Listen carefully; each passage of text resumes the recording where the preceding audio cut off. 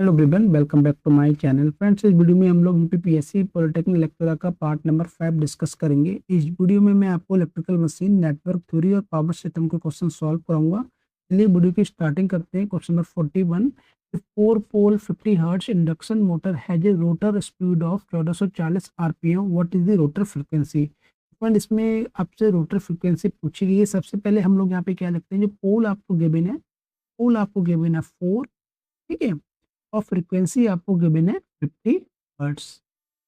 ठीक। अब जो रोटर की स्पीड आपको गिवन है, मतलब आपको एनआर गिवन है 1440 आरपीएम। ठीक है, बेसिकली आपसे रोटर फ्रीक्वेंसी पूछिए, तो रोटर फ्रीक्वेंसी का जो फार्मूला होता है वो F R equal to S F होता है। ठीक है, सबसे पहले हम लोगों के लिए स्लिप निकालनी पड़ेगी, तो स्लिप क्वेश्चन में गिवन नहीं है। तो स्लिप से पहले हम लोग को सॉल्व करना पड़ेगा सिंक्रोनस स्पीड। ये क्या होती है, एन एस बराबर 120 एफ अपॉन टी। ये फार्मूला होता है सिंक्रोनस स्पीड का। ठीक है, 120 और फ्रीक्वेंसी गिवन है 50 हर्ट्ज अपॉन 4, तो कितना आ जाएगा, ये आ जाएगा 1500 आरपीएम। ये फ्रेंड्स आ गई सिंक्रोनस स्पीड। अब आप यहाँ से क्या करिए, स्लिप का जो फार्मूला यूज करके,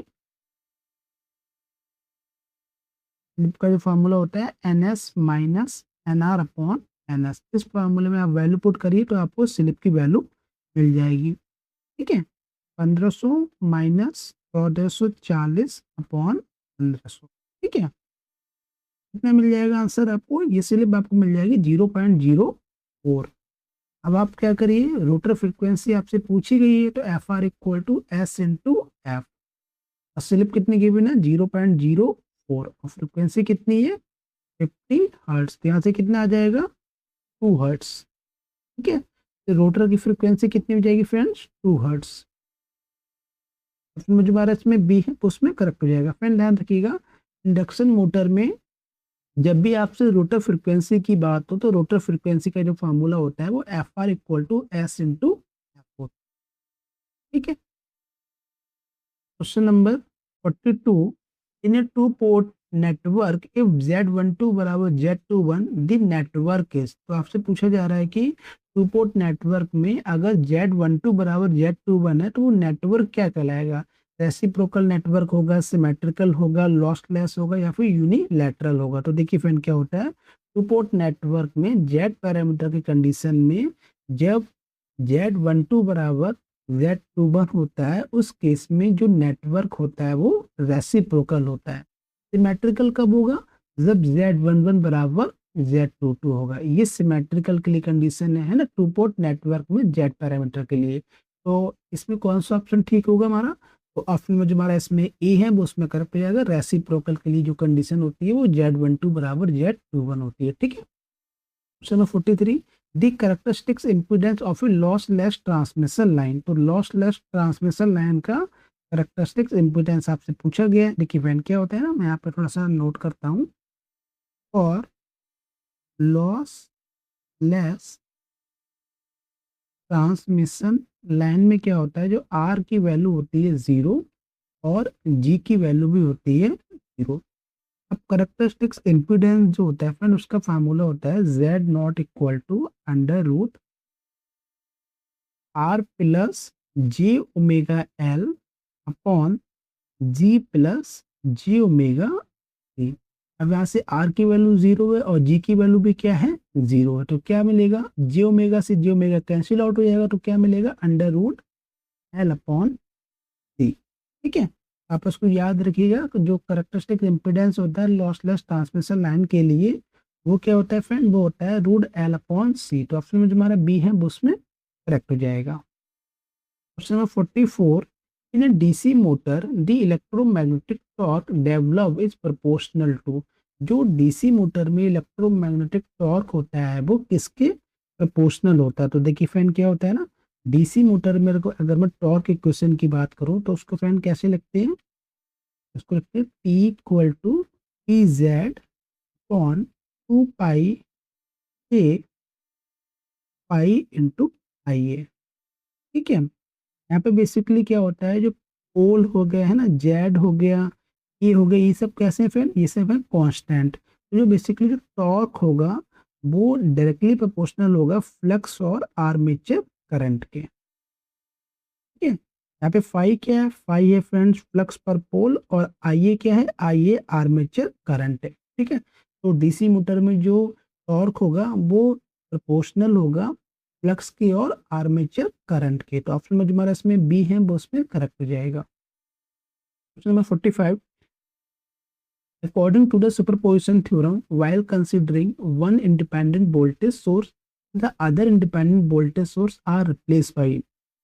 इसमें आपसे बोला गया है कि सुपरपोजिशन थ्योरम के अकॉर्डिंग अगर आप एक बार में एक इंडिपेंडेंट वोल्टेज सोर्स को कंसीडर कर रहे हो, तो जो सर्किट में अगर दूसरा इंडिपेंडेंट वोल्टेज सोर्स है तो वो रिप्लेस किससे होगा। देखिए फ्रेंड, वो रिप्लेस हो जाएगा शॉर्ट सर्किट से, है ना, ध्यान रखिएगा।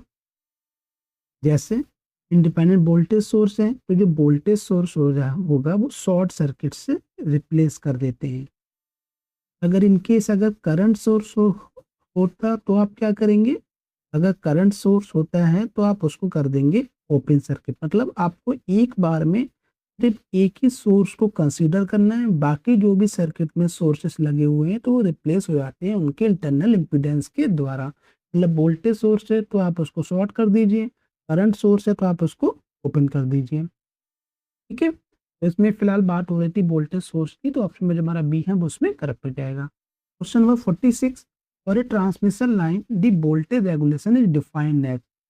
तो ट्रांसमिशन लाइन में जो वोल्टेज रेगुलेशन होता है उसको डिफाइन कैसे करते हैं, ये आपसे पूछा गया है। तो देखिए फ्रेंड, जो वोल्टेज रेगुलेशन का जो फार्मूला होता है ट्रांसमिशन लाइन में, उसको डिफाइन करते हैं बी आर इक्वल टू, ठीक है, वोल्टेज रेगुलेशन नो लोड पे minus voltage regulation full load पे, ठीक है, divide by voltage regulation full load पे मल्टीप्लाई बाई 100। ठीक है, ये फार्मूला होता है वोल्टेज रेगुलेशन का ट्रांसमिशन लाइन में। तो ऑप्शन में जो हमारा बी है वो उसमें करेक्ट हो जाएगा। ठीक है, यहाँ पे आप याद कैसे रखेंगे, देखिए जो बी आर एन एल है इसको बोलते हैं receiving end voltage at no load, and जो बी आर एफ एल है ये receiving end voltage at full load. ठीक है, 47, which test is commonly used to determine the efficiency and voltage regulation of a transformer without actually loading it to full load। तो देखिए इसमें जो कौन सा टेस्ट ट्रांसफार्मर में होता है, इसमें आप एफिशिएंसी और वोल्टेज रेगुलेशन ट्रांसफार्मर का फाइंड आउट करते हो। तो इसमें जो टेस्ट होता है वो फ्रेंड्स होता है सम्पनर टेस्ट। तो ऑप्शन में जो हमारा सी है वो उसमें करेक्ट हो जाएगा फ्रेंड। सम्पनर टेस्ट को जिसे बैक टू बैक टेस्ट भी कहते हैं, तो आइडेंटिकल ट्रांसफार्मर पर किया जाता है। इसमें practical full load condition simulate करके एफिशिएंसी, वोल्टेज रेगुलेशन और टेम्परेचर राइज जैसी क्वांटिटी डिटरमाइन की जा सकती है। ठीक है, अब उसको याद रखिएगा, इसको बैक टू बैक टेस्ट भी बोलते हैं। Question number 48, for a passive network the driving point impedance must satisfy which property for a physically reliable network.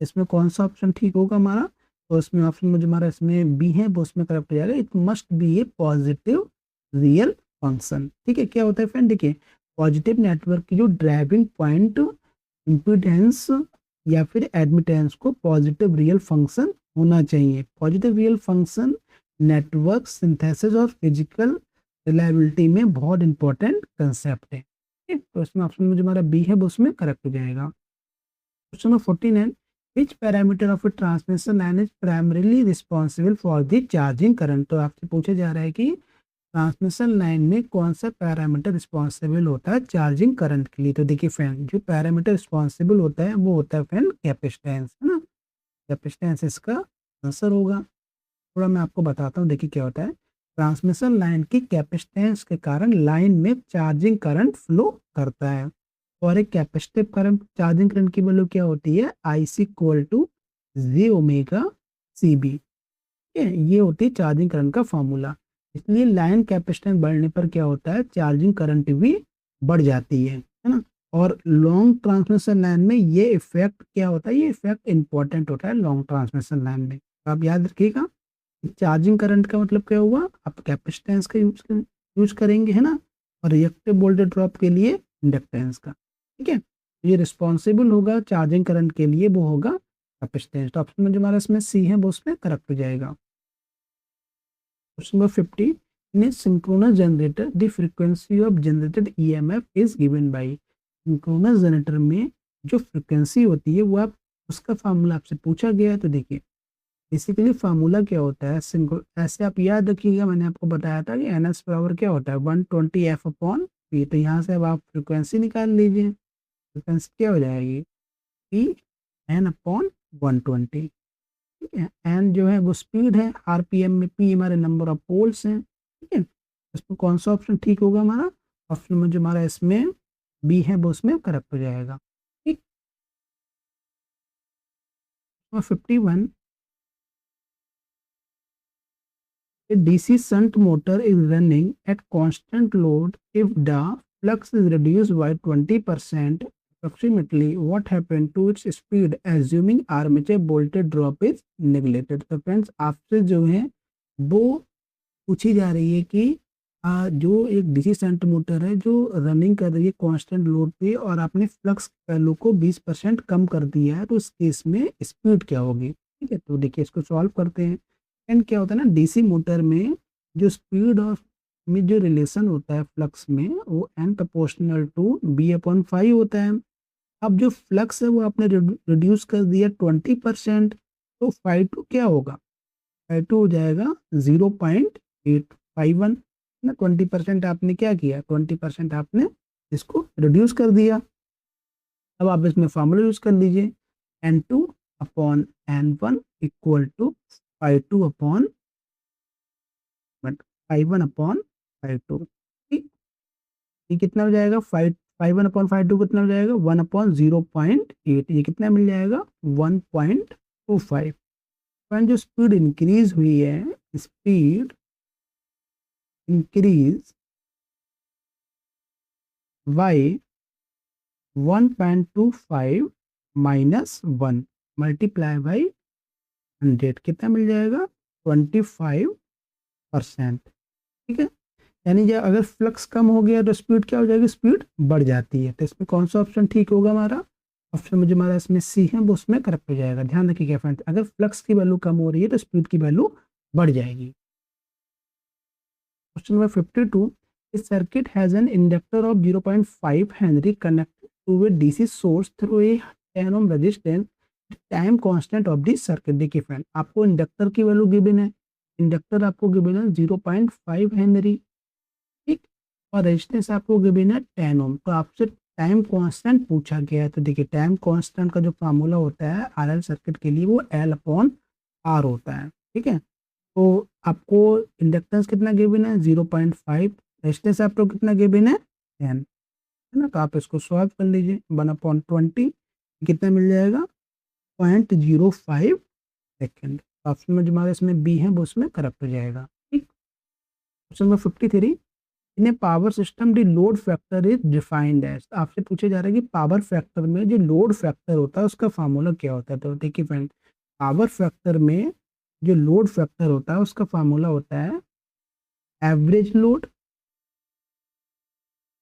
Average load upon maximum demand, maximum demand. ठीक है, अगर आप उसको परसेंटेज में निकालना है तो मल्टीप्लाई बाई 100 कर लीजिए। इसमें कौन सा ऑप्शन ठीक होगा हमारा, ऑप्शन में जो हमारा इसमें बी है वो उसमें करेक्ट हो जाएगा। लोड फैक्टर का जो फार्मूला होता है पावर सिस्टम में average load divide by maximum demand.